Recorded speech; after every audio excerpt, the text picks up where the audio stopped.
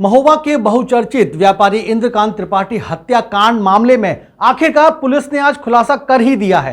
Forensic जांच में स्पष्ट किया गया कि गोली बेहद करीब से चली है। साथ ही मृतक एक पोर्टल द्वारा चलाई गई खबर से बेहद परेशान था। मामला कवरई पत्थर मंडी का है, जहां पर मैगजीन संचालक विस्फोटक व्यापारी इंद्रकांत त्रिपाठी को बीते 8 सितंबर को अपनी ऑडी कार में गोली लगने से घायल अवस्था में मिले थे, जिसके बाद उन्हें महोबा जिला अस्पताल में भर्ती कराया गया था। इंद्रकांत की गंभीर हालत को देखते हुए कानपुर के लिए रेफर कर दिया गया, जहां 13 सितंबर को इंद्रकांत त्रिपाठी की इलाज के दौरान मौत हो गई थी। इंद्रकांत की मौत के बाद महोबा के तत्कालीन एसपी मनीलाल पाटीदार सहित कवरई थाना प्रभारी सहित 4 लोगों पर हत्या और भ्रष्टाचार का मुकदमा दर्ज किया गया था। मुख्यमंत्री ने हत्याकांड की जांच के लिए एक एसआईटी टीम का गठन किया। 10 दिन की गहन जांच के बाद एसआईटी टीम ने घटना से जुड़ा एक अहम खुलासा किया है। एसआईटी टीम की मौजूदगी में एडीजी जोन प्रयागराज प्रेम प्रकाश ने मामले का खुलासा करते हुए कहा कि तत्कालीन एसपी मनीलाल पाटीदार के कहने पर एक पोर्टल चैनल के माध्यम से मृतक इंद्रकांत त्रिपाठी को दबाव में लेने के लिए एक पुराना जुआ खेलते हुए एक वीडियो वायरल कराया गया था, जिसके बाद से इंद्रकांत त्रिपाठी को लगी गोली और पोस्टमार्टम रिपोर्ट में स्पष्ट हुआ है कि मृतक इंद्रकांत त्रिपाठी को आगे की तरफ से ही गोली लगी थी। इंद्रकांत त्रिपाठी की पिस्टल की फॉरेंसिक जांच में स्पष्ट हुआ कि गोली इंद्रकांत त्रिपाठी के लाइसेंसी पिस्टल से ही चली है। इसके साथ ही गोली काफ़ी करीब से लगी है। हालांकि अभी तक ऐसा कोई साक्ष्य नहीं मिला है जिससे ये स्पष्ट हो सके कि घटना स्थल पर कोई और व्यक्ति भी मौजूद था। एसआईटी टीम की रिपोर्ट को विवेचना का मुख्य हिस्सा मानते हुए उसे जांच रिपोर्ट में शामिल किया जाएगा, जिसकी विवेचना आगे सीओ सिटी द्वारा की जाएगी। घटना किन परिस्थितियों में घटित हुई, इस संबंध में महत्वपूर्ण घटनाक्रम इस बार घटित हुआ कि कवरई थाना के अंतर्गत दिनांक 9/8/2020 को जुए का मुकदमा पंजीकृत किया गया था, जिसमें श्री इंद्रकांत त्रिपाठी नामित नहीं थे। किसी अभियुक्त द्वारा गिरफ्तारी के उपरांत पुलिस अभिरक्षा में दिए गए कथनों में भी इंद्रकांत के नाम का उल्लेख नहीं था। पुलिस द्वारा अस्वाभाविक विलंब से उनका नाम प्रकाश में लाया गया, जिसके आलोक में जनपदीय पुलिस की कदाशयता परिलक्षित हुई है। इसके उपरांत दिनांक 30/8/2020 को इंद्रकांत त्रिपाठी के विरुद्ध धारा 160 सीआरपीसी का सफीना प्रेषित किया गया। श्री इंद्रकांत त्रिपाठी को यह नोटिस स्थानीय पुलिस द्वारा कदाशयता से प्रेषित किया गया था। इस तथ्य की पुष्टि हुई है। इस दौरान एक वीडियो न्यूज़ पोर्टल पर दिनांक 8/9/2020 को अपलोड किया गया, जिसमें श्री इंद्रकांत त्रिपाठी को जुआ खेलते हुए बताया गया है कि तत्कालीन पुलिस अधीक्षक श्री मणिलाल पाटीदार के निर्देश पर यह वीडियो वायरल किया गया था।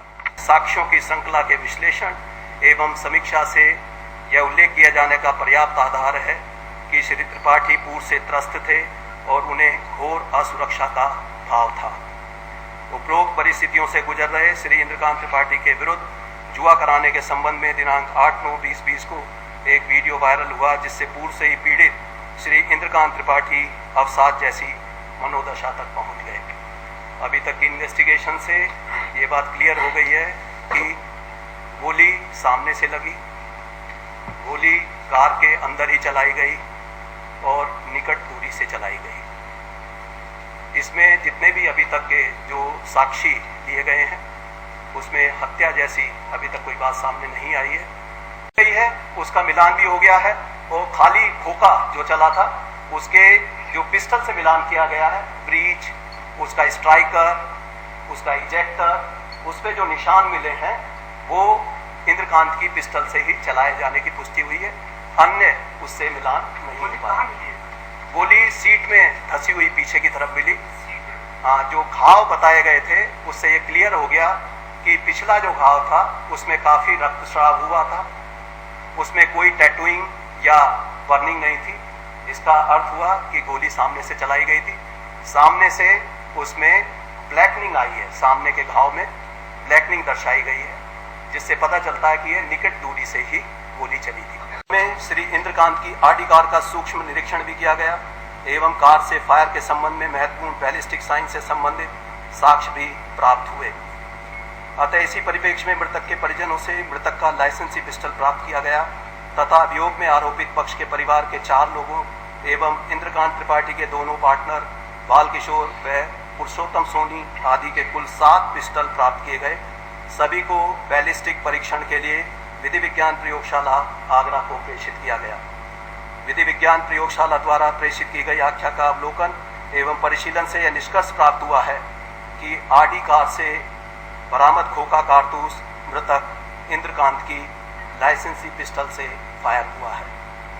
एसआईटी की टीम द्वारा घटनास्थल निरीक्षण, परिजनों से पूछताछ, पुलिस कर्मियों द्वारा अन्य संबंधी से पूछताछ की गई। एसटीएफ के सहयोग से सीडीआर मोबाइल डाटा का विश्लेषण किया गया। स्टेट मेडिको लीगल टीम द्वारा घटनास्थल का निरीक्षण किया गया। ऑडी कार से बरामद खोखा कारतूस का मिलान विधि विज्ञान प्रयोगशाला आगरा से कराया गया, जिसकी आख्या प्राप्त की गई।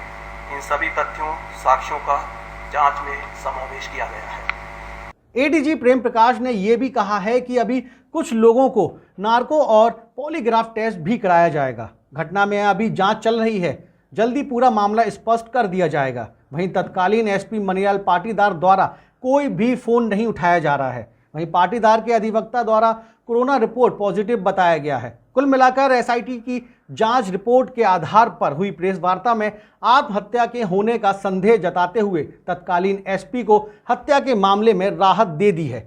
इस पूरी वार्ता में अधिकारी जहां दबी जुबान से आत्महत्या को दर्शाने की तरफ इशारा कर रहे थे, तो वहीं आगे जांच के बाद स्थिति साफ करने की बात कहकर प्रेस वार्ता समाप्त कर दी गई।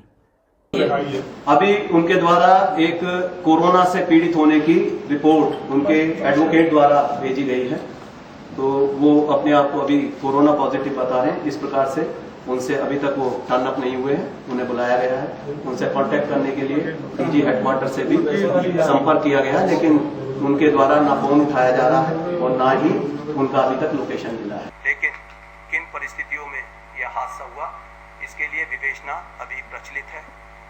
विवेचना सीओ सदर के द्वारा की जा रही है और इसमें जो भी अभी तक की एसआईटी की फाइंडिंग्स हैं, इनको आधार बनाते हुए सभी बिंदुओं पर विवेचना की जाएगी, जिसमें अभी ऑडियो का मिलान, वीडियो का मिलान, कुछ लोगों का पॉलीग्राफ टेस्ट व इनका नार्को टेस्ट भी कराया जाएगा।